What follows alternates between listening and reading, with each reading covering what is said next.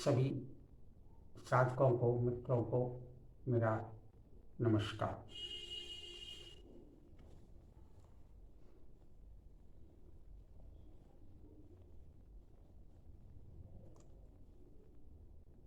आप सभी जानते हैं, व्यक्ति पैदा होता है और एक निश्चित उम्र के बाद मर जाता है। मैं जो आज आपको बात बताने जा रहा हूँ, मुझे जो कुछ मेरे ज्ञान में या जो कुछ मैंने बुकिश नॉलेज मेरे पास में है, उसके आधार पर ये जो वार्ता या ये जो बात मैं आपसे कर रहा हूँ, उसके लिए 2-3 बातें आवश्यक है। एक तो ये, जो व्यक्ति इसमें विश्वास करता हो कि हमारे शरीर में आत्मा का निवास है। जैसा कि पहले भी मैंने बहुत बार बताया, आत्मा से हमारा अभिप्राय ये है कि एक ऐसा एनर्जी, एक ऊर्जा केंद्र हमारे शरीर में है, जो जब वो ऊर्जा केंद्र, वो जो प्राणवायु, वो जो ऊर्जा का पुंज है, जब वो शरीर से बाहर चले जाता है तो हमारा शरीर निढाल हो जाता है, मृत हो जाता है। तो ये जो विश्वास करता है कि हमारे शरीर में आत्मा का निवास है और वो एक ऊर्जा के रूप में है, जिसे हम आत्मा कहते हैं। आत्मा उसी का अंश है जिसने हम सभी को बनाया है, इस सारी सृष्टि को बनाया है। जो भी चीजें हैं सब उसी के द्वारा निर्मित है, ऐसी मान्यता है। दूसरा, व्यक्ति में ये विश्वास हो कि आदमी पैदा होता है, मरता है और फिर से जन्म लेता है, अर्थात पुनर्जन्म में जिसका विश्वास हो। ये 2 बातें हो तभी ये जो मेरे विचार है ये उसको वो समझ सकता है। आज मैं आपको ये कहने जा रहा हूं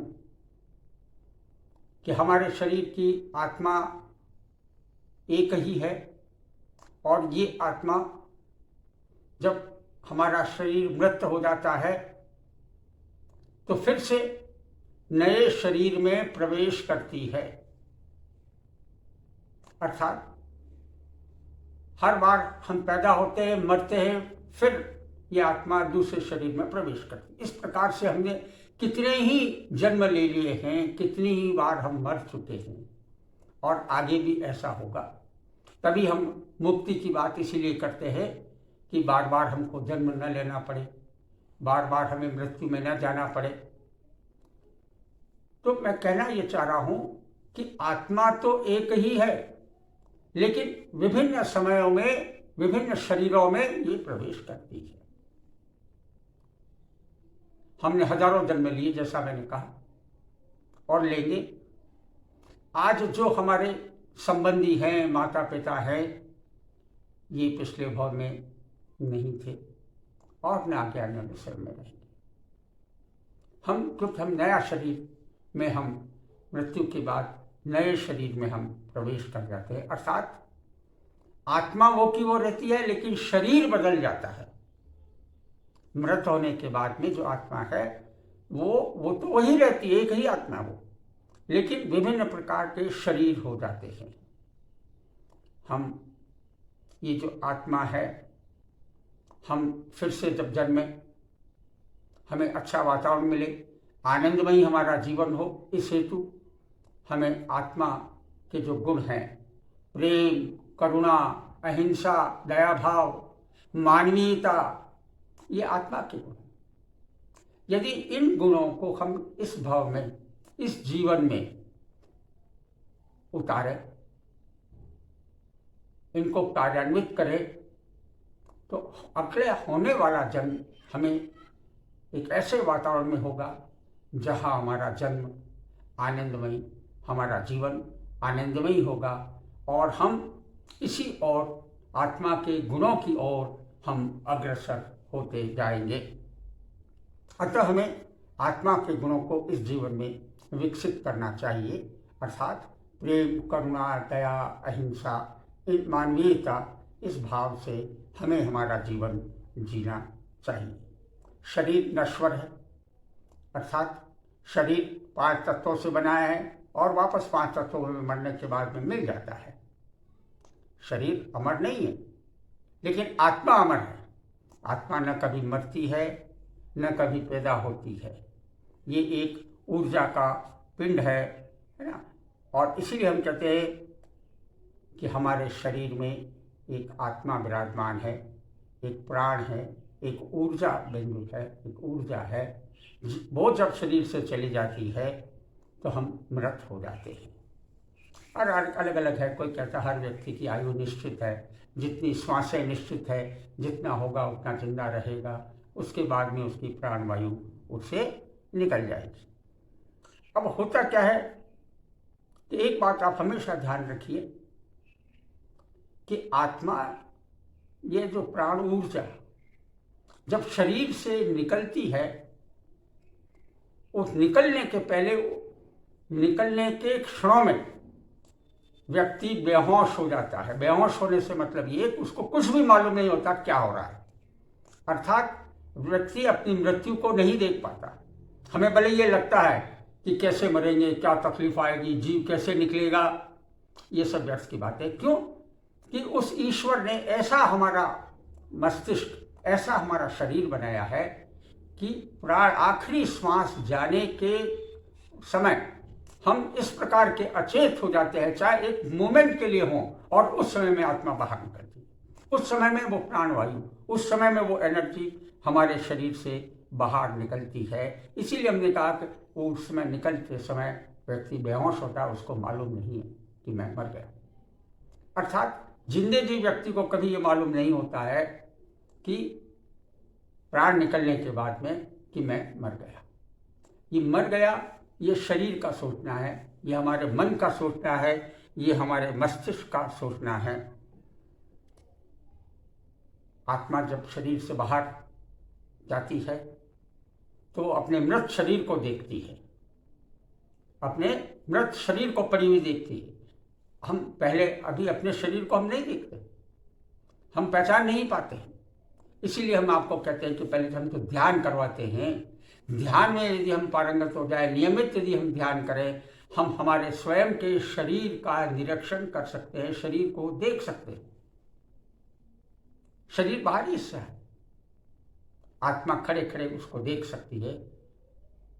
इसीलिए हम ध्यान का प्रयोग करवाते हैं। तो मैं कह ये रहा था कि जब आत्मा जब शरीर से बाहर निकलती है तो अपने मृत शरीर को देखती है, और मृत शरीर को देख करके वो याद दिलाती है कि मैंने जीवन में कौन से अच्छे काम किए, प्रेम, करुणा, अहिंसा, या क्या क्या वर्क मैंने किए। यानी जिस प्रकार से एक रील चलती है प्रारंभ से लगाकर अंत तक की, तो आपके जीवन की पूरी रील वो आपके शरीर में देखता है तो आपने क्या क्या किया। लेकिन आत्मा के गुण हमेशा ये प्रेम, करुणा, अहिंसा, मानवीयता है। तो उसको आपने जो कुछ खराब किया उससे उसको कोई लेना देना नहीं है। वो तो आपको सजेस्ट करता है कि देखिए प्रेम, करुणा, मानवीयता, अहिंसा ये एक ऐसे गुण हैं जिससे हम मुक्त हो सकते हैं। बार बार जो हम जीवन जीते हैं उससे मुक्त हो सकते हैं, और कुछ भी नहीं तो कम से कम अगला होने वाला हमारा जन्म वो एक ऐसे वातावरण में हो जहां हम इन गुणों का पालना कर सके, हम मानवीयता को रख सके, हम प्रेम करुणा में हमारा जीवन बिता सके, है ना।